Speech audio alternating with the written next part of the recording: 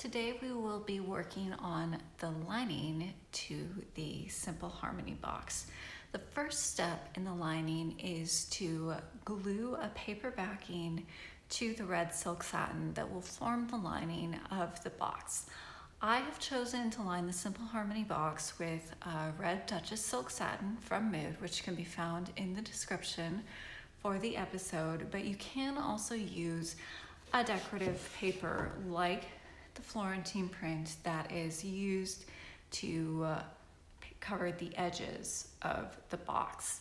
There are a lot of beautiful decorative papers out there, and if you chose to use one, you could always just paper the interior rather than messing around with paper-backed fabric.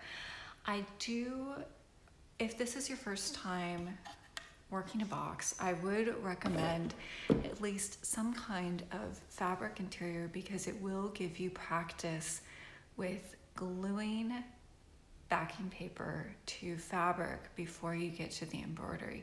Even then, I still will recommend that you use scrap linen, abandoned starts, and you do some practice linen before you get to the real gluing of the embroidery, but we'll cover that in the videos about preparation and gluing of your completed embroidery. Today, it's all about the lining. So here I have red on gray paper from Hollanders, linked in the description, which I am recommending for the interior if you are like me using the red silk interior fabric.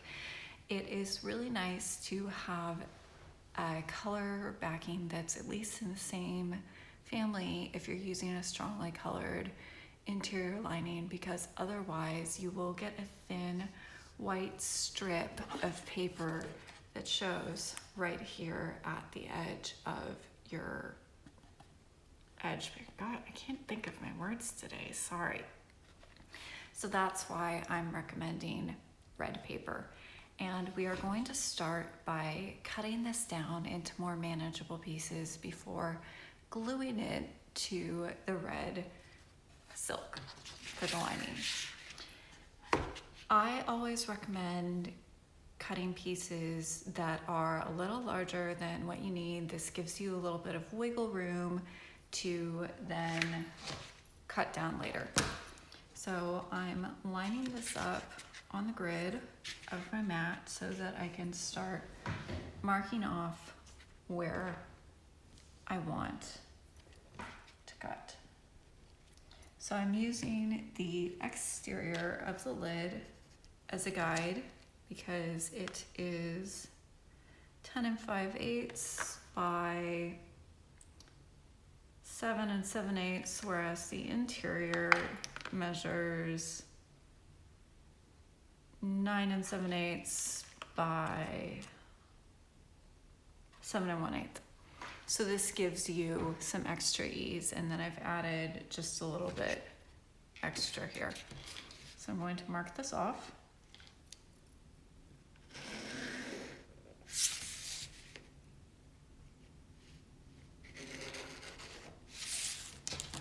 And cut it out.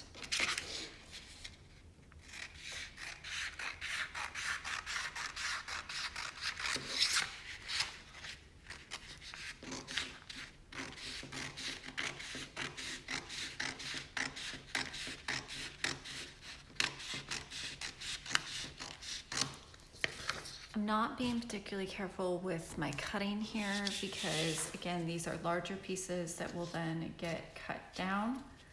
So you don't need particularly beautiful edges. And then I'm cutting another piece of the same size, which will form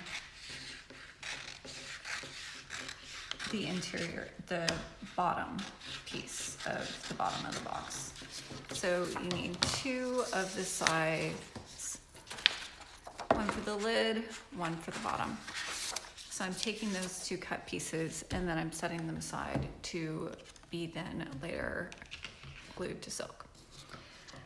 The next thing I need is for this little interior bit of the side, which I am measuring at just about 1 inch deep. So I am going to cut a 1.5 inch strip.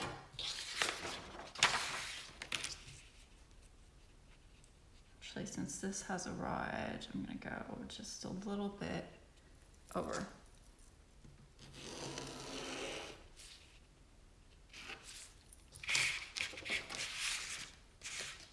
And cutting.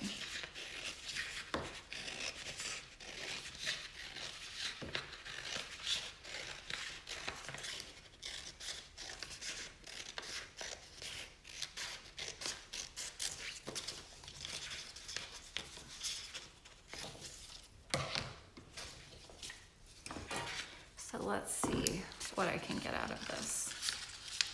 This would give me 2 sides, so I'll need another one of the same size, which I'm going to cut out of the red paper. I now have 2 strips for the interior sides of the lid, and then a bottom for the bottom of the box and for the lid. I now need the sides for the interior of the box. I am going to cut these in one back piece and then a wraparound that goes 3 sides, just like I'm doing for the exterior of the box. So I measure the interior depth at just over 4 inches. I am going to cut a 4.5 inch deep strip here.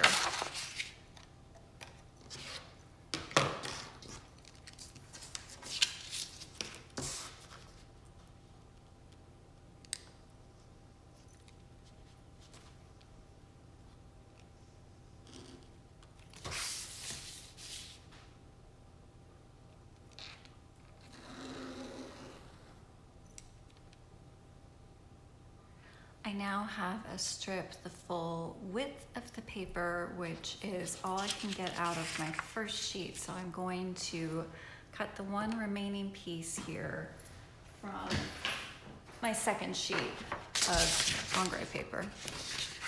And again, here I need another 4.5 inch strip, but I am going to mark and cut it across the shorter end of the paper. I have a strip here that is longer than what I need, as you can see. So I'm going to cut this down just a little bit, but I'm still going to leave it long because when I dry fit the long interior strip, it's looking a little tight for me, and I'm thinking I might need some overlap here at the back. So I'm going to leave this long. That gives me now strips for the sides of the bottom, the sides of the lid, and then for top and bottom. And my next step will be to press the red Duchess silk satin and then cut it down into pieces a little bit larger than all of my paper pieces. You could press your Duchess silk satin and leave it whole and then just arrange your glued pieces on the whole silk satin. I just find it's easier to break it up because you do need to weight all of the pieces when they're drying, and it's difficult to arrange that many books perfectly over a really large piece of fabric. But you should do what seems most natural to you, and if you want to conserve as much fabric as possible and be as efficient as possible with your silk satin, you'll want to arrange your pieces on uncut red silk satin. I have now cut down my red silk satin into pieces, and I am going to start gluing my paper to go on it, and I will demonstrate with one of the lid pieces. So as with the exterior paper, I am just going to glob on the yes and smooth it out over the surface of the paper. I'm going to work it in multiple directions to get nice, even coverage.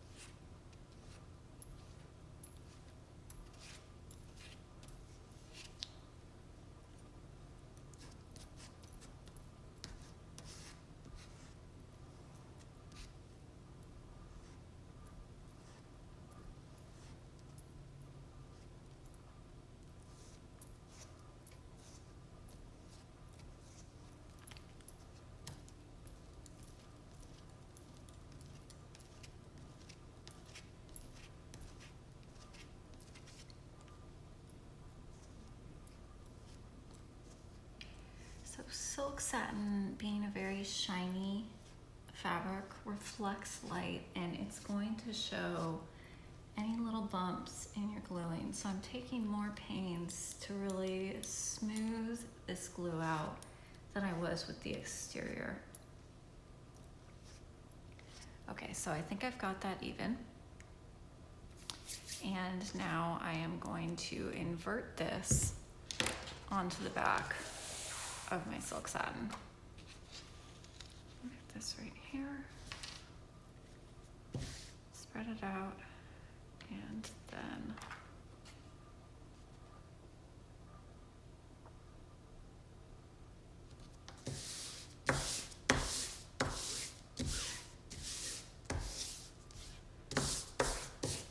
spread that on.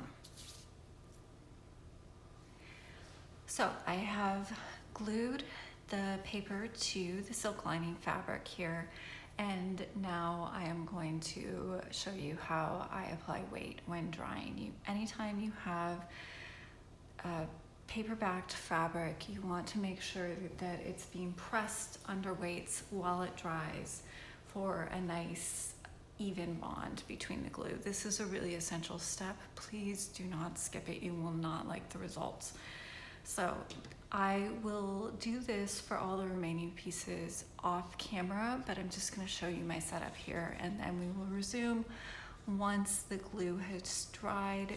Leave it to dry for about 12 hours at the least, 24 if you've got plenty of time. So I am laying out here just a clean flour sack towel. You can also use a pressing cloth, clean muslin, anything that will not create a moisture barrier.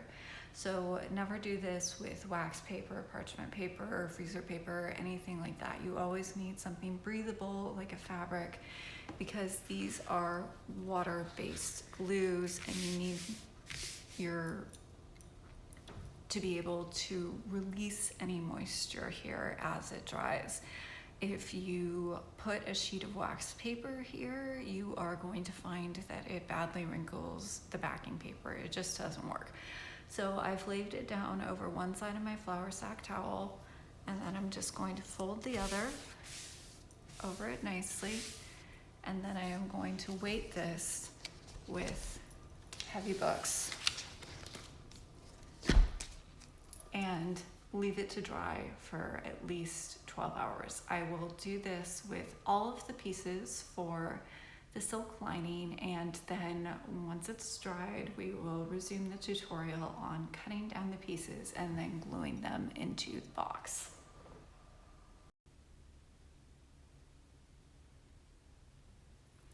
So we're back, and it is the next day. I had my paper-backed silk satin drying under weight for about 20 hours. I left it sitting overnight, and it's now ready to be cut down to size and glued into the box. Before I do that, however, I did realize that I forgot to mention one critical step here, which is feet for your box if you are in fact using them. Before you put in the lining, you need to get ready to install your feet. Here you can see I have I have drilled in holes for the feet that I'm using, which are spare casket feet from Cabinet of Curiosities course, which I have gilded. You don't necessarily have to gild. You can paint feet, or you can use gold paint, which is what Trisha does for her own caskets. And since these have a little bit on the top to fit into the box, I've drilled a hole the correct size so that these can be installed when I'm ready to. If you'll notice, I haven't gilded the bottom. I'm going to put a little pad over that when I do actually install these. So the drilling for the installation of feet needs to be done before you glue in the lining, because it's very, very easy to drill all the way through right into the lining of your box, which is why you do it now. A few notes on feet. You can buy hand-turned feet, either unfinished or gilded, from Rachel Kinnison. I will link to hers in the description below. I use them on my caskets. They're beautiful. They are very expensive. A much more cost-effective alternative would be a wood ball with this little flat bit here, which is what I use on my small boxes that you've seen in episodes 1 and 2. This is a 1-inch ball. It's a little small for a box of this size. So you can see if I can get the whole thing there. Yeah, it's a little small. You could use these. My recommendation would be 1.5 inches would be more in scale. I bought these at Michael's. You can find something similar at your local craft store or online. Amazon has packs of 12 in the 1.5-inch size as unfinished cabinet knobs, I think. I'll link to that in the description below. So when I'm using these, I generally just glue them on to the bottom of the box, as I did here. However, that's not always hugely secure. As you may have noticed in episode 6 of my floss tube, the blue box started out the episode with 4 feet and ended it with 3. I somehow managed to shear one off during filming. Not entirely sure how I did it. It wasn't the end of the world. I just glued it back on. But if that doesn't appeal, what you can do is clip the end off of a toothpick, securely glue it into your little ball, and then clip the end here, and then that will give you a little bit like one of these more expensive casket feet that you can drill a hole for and then more securely attach into your box for feet. I do recommend using feet just because it keeps the base of your box up out of the dust, which is definitely desirable and something that I recommend, but it is a matter of personal preference, whether you use them, which ones you use, and how you finish it, whether it's gilding, painting, gold spray paint, whatever appeals to you. So that's just a little note on feet, and then we'll get back to the business of today, which is the lining for this box. I am going to start with one of the bottom pieces. So the way I usually do this is I glue in the bottom of each piece for the bottom and the lid, and then I glue the sides in on top of it, because if you think about order of operations here, if you put the sides in first and then you have glue on the back of this bottom piece, you're putting it in and you're dragging it down over your silk satin that's in on the sides, and it can stain. So glue in bottom first and then do your side pieces. I'm going to start here with the lid, and I'm going to take my ruler and measure the interior space here, which I've got at just over 9 7/8. So I'm going to mark that off.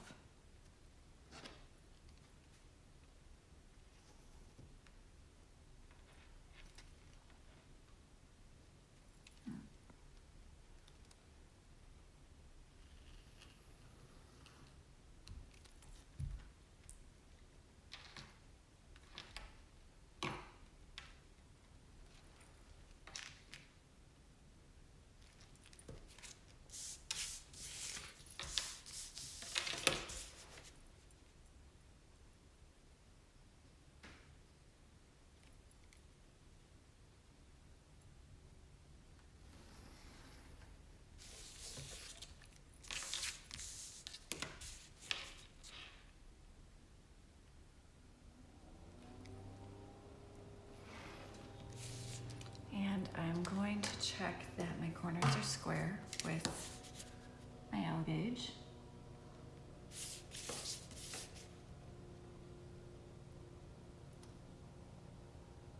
Looks like they are. And then I'm going to measure this at 7 3/16 and mark that off.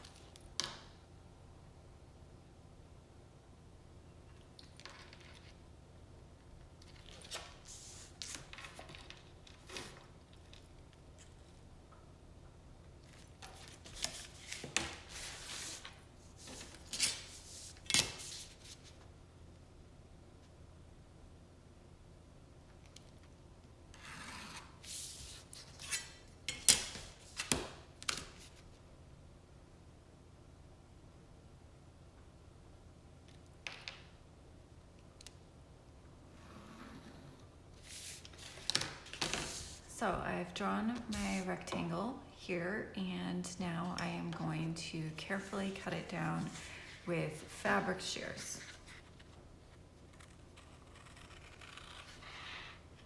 Now for anyone who has a good quality pair of fabric shears, you know that it is not ideal to be cutting paper with them. They will dull your scissors, so you will need to get them sharpened more frequently.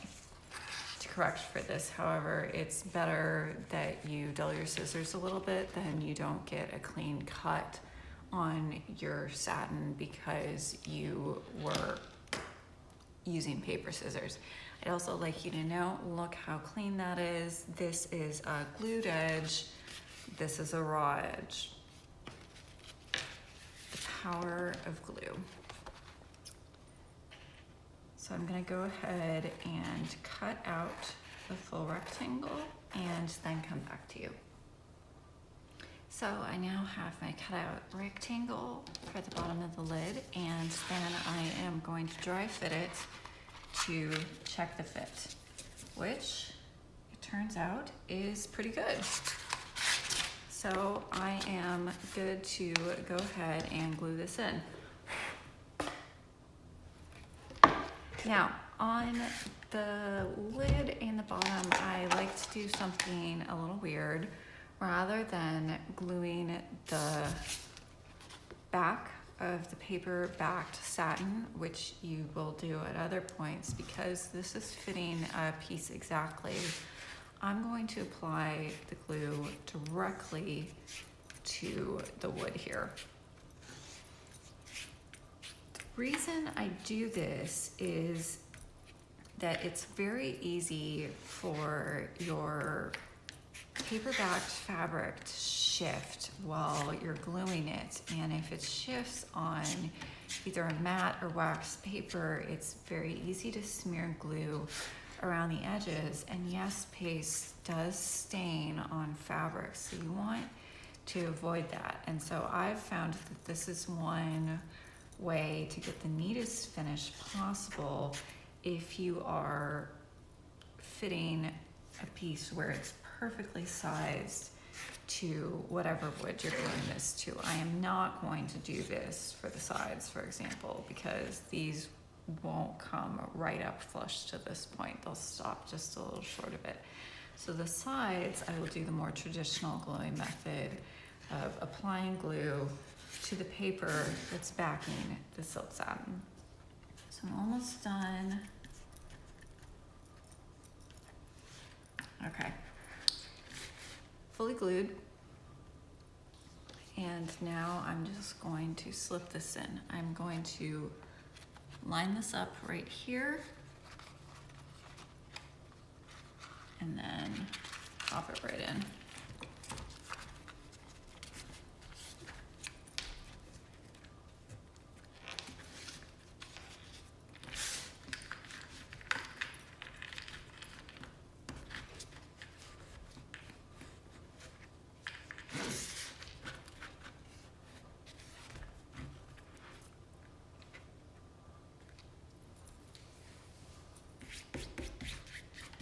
So that is one glued in bottom on the top of the lid, And now I am going to repeat this process with the second piece for the bottom of the box. I now have my top and bottom pieces in, and I am ready to do the sides. In this instance, I am going to start with the bottom, where I am wrapping this piece around 4 sides of the box. And I'm going to do this much as before and start by measuring the depth of the box and cutting it down.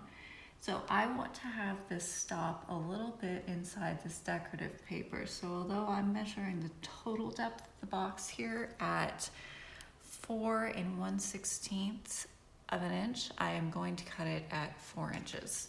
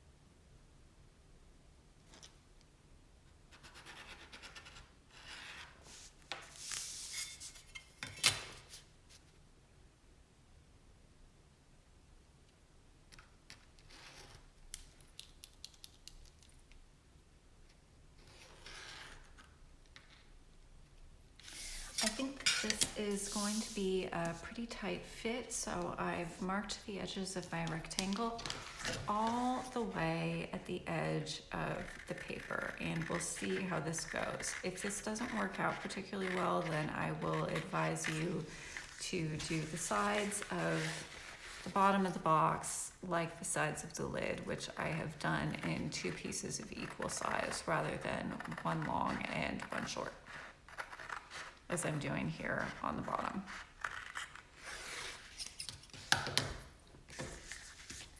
So this goes pretty much the width of the red on gray paper. And now I'm going to mark this off at 4 inches deep.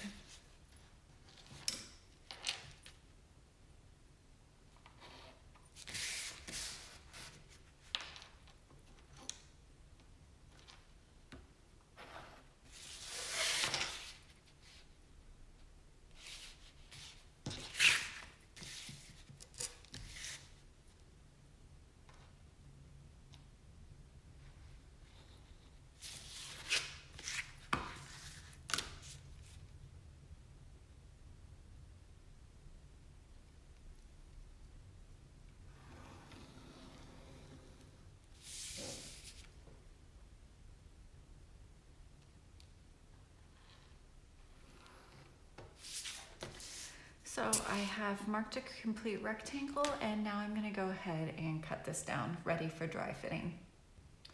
This has now been cut down, and we are going to see how this fits in the box. So I'm going to line up one edge here flush, and then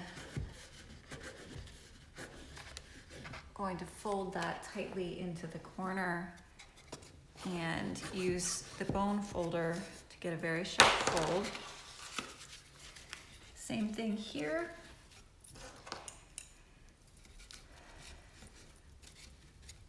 And regrettably, I am finding that this is actually a little bit short. So what I am going to have to do here is cut this off as a 2-sided piece.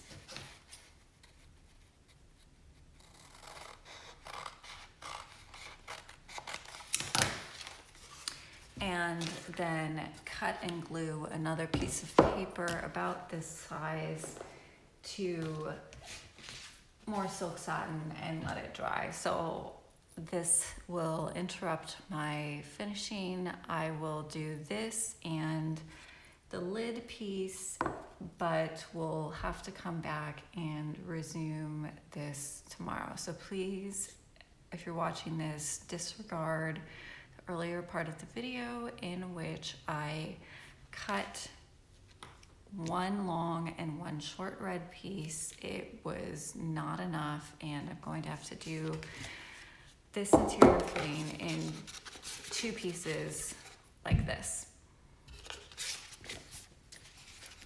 So we'll proceed with the fitting of the sides of the lid and then resume on the interior of the bottom of the box once I have glued more fabric to backing paper. This does happen sometimes.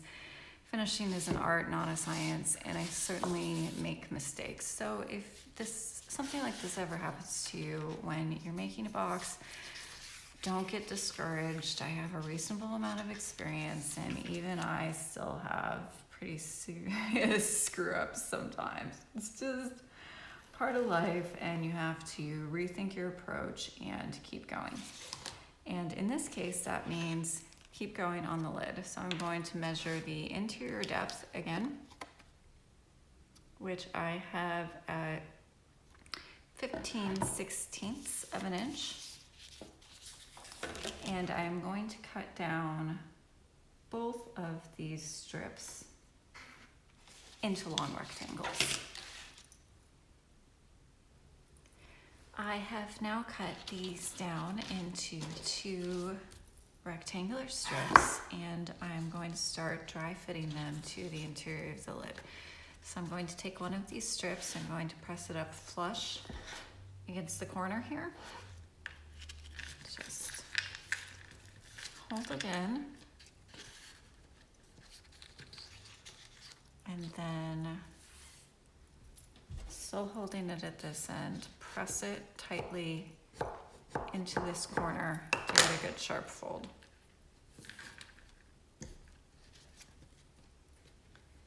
And then here, holding it into the corner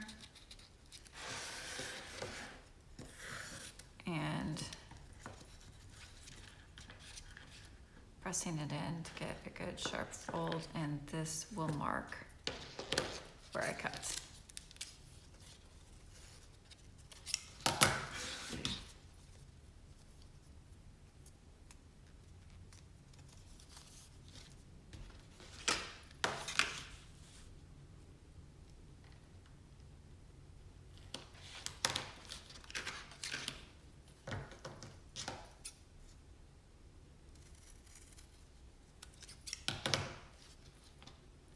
And now I'm going to do the same with the second strip.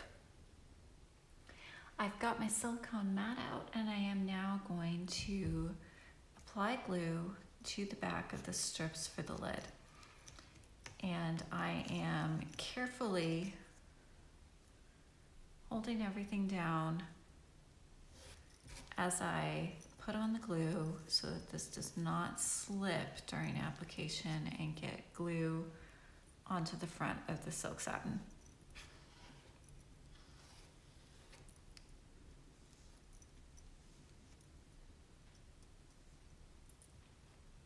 I'm going to carefully lift this up.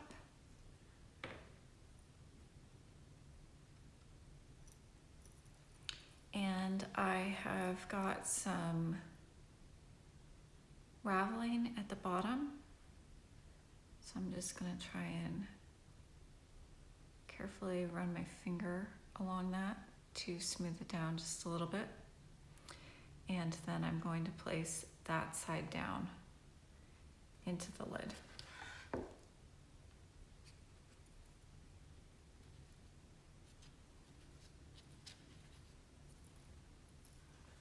There's this.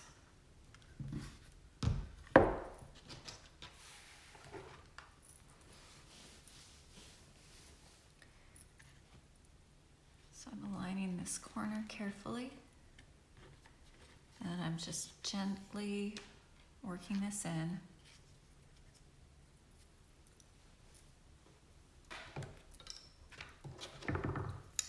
I'm going to use my folder here to carefully push this neatly into the corners and get this all aligned. And then I'm going to push this all the way down so that it meets with the fabric.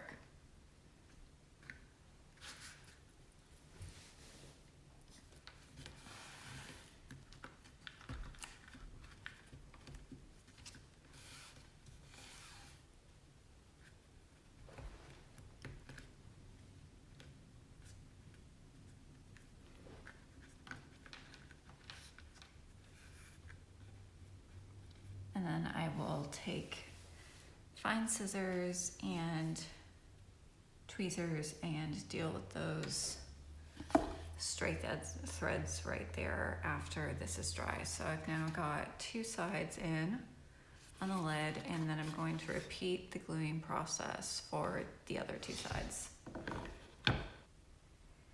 So I've applied the glue to this last strip for the lid, and I'm going to carefully lift this up and put this in, matching it up with the corners as I did before, right there.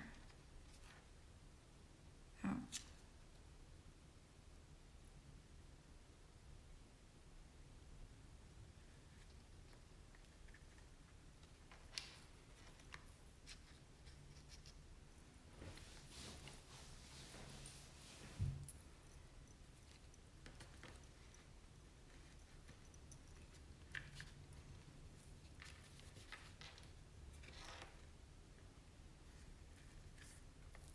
I'm just pushing this down and in, flush with the bottom, and smoothing this out.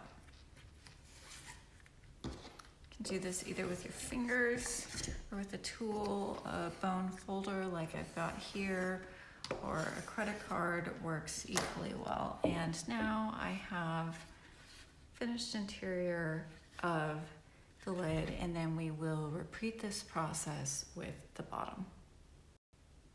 So I have glued another lining piece of the correct size to backing fabric, and I am ready to put that in the box to complete the lining. I would like to note something I left out earlier, which is that you should also put just a thicker towel underneath your flour sack towel when you've got this wrapped up under weights to dry. And the other thing you need to do is check about 20 minutes, 15 minutes after you've glued to make sure that you got a very smooth bond. Let's see if this, yeah, see, you can see that I've got some places here where the fabric has wrinkled and hasn't smoothly attached to the backing paper. Now, I was lazy and I did not pull this up to check. I just let it dry, and I found myself several hours later with a very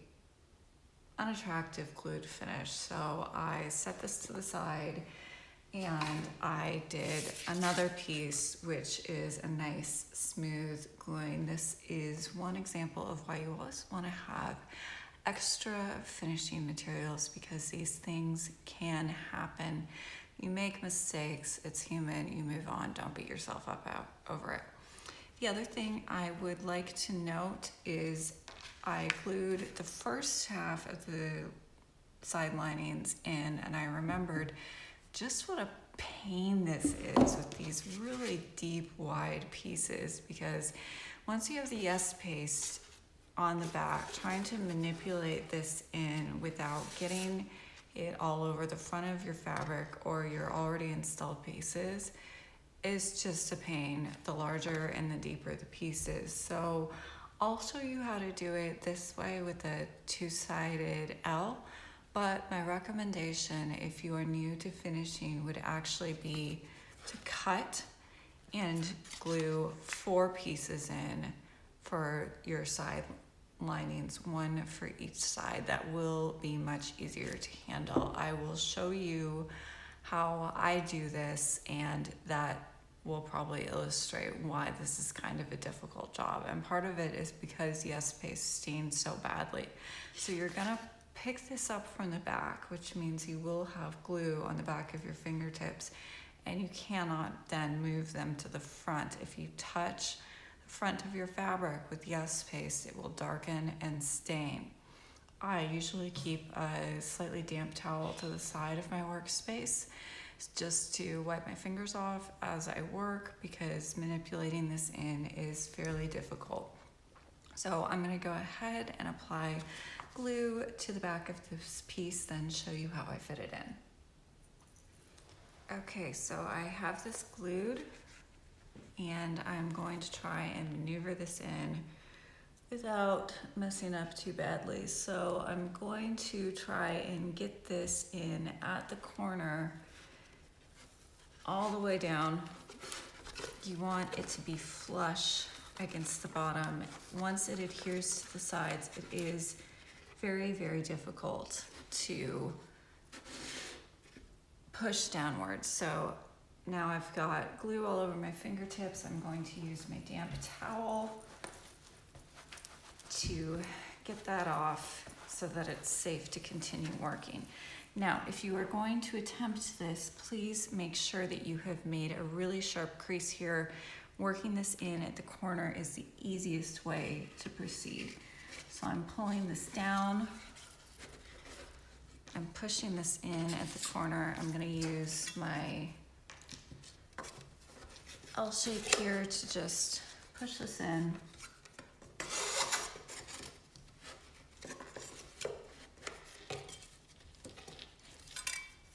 And then I'm going to work this in on this long side.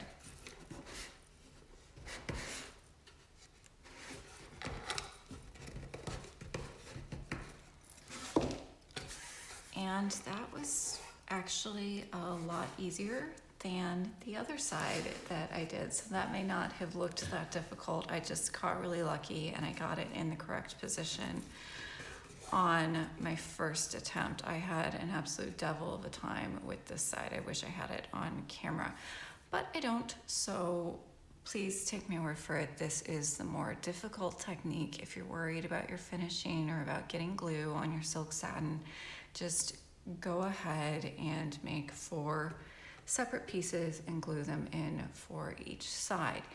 Now, this completes the lining for the top and bottom. My final recommendation is at this point, you go through and you clean up anything that you find. So I see here that I've got a little loose thread. I'm gonna take my Dovo curved scissors and a pair of tweezers. I'm gonna clip that.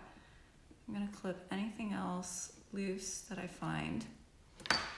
And then I already did this off camera this morning, but this is the point at which your box is now ready to have embroidery applied to it once it has been stretched and glued to backing paper, which means that this is the last point at which you really want to be cleaning up your gluing. Once your embroidery is on, you want to have as little glue near it as humanly possible. So if you see anything in terms of paper pulling up at the corners, your edging paper not being down in a few places, I did have a few spots where things were coming loose right there. That's a good example. I've got just a little bit of looseness, and I am going to just a touch of paste in there and get that all neat and flush. And I can also see just a little loose thread here, which I'm going to deal with. So I'm gonna try and push that side down just a little bit so it's meeting flush here at the bottom. And now I am going to let this dry, which concludes the tutorial on lining your box. And then the next step will be to prepare your finished embroidery for gluing.